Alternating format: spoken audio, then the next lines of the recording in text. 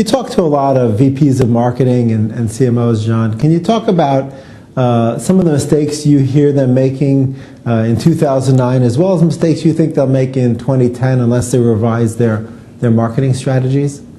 Well, number one, I think, would be too much focus on social media this year, and I think this will continue into 2010, but focusing too much on kind of buzzworthy campaigns that may or may not hit where they want to hit and not really emphasizing their bottom line. So it's kind of like bring it back to basics and figure out what's going to really work to help drive sales and impressions for you. Number two would be publications in particular not willing to work with other places that have complementary audiences that aren't competitive.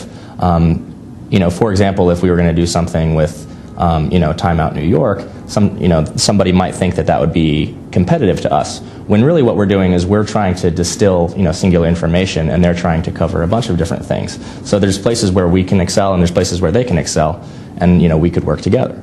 And then the third area that I think that we see mistakes is more along the lines of doing user-generated content campaigns that are branded that might have a high potential for going awry. Now, sometimes it works incredibly well. Coca-Cola recently did their campaign with the facial profiler, which basically matches up your photo with somebody else that is your potential doppelganger, which works really well for their brand between Coke and Coke Zero. But there have definitely been instances where that didn't work.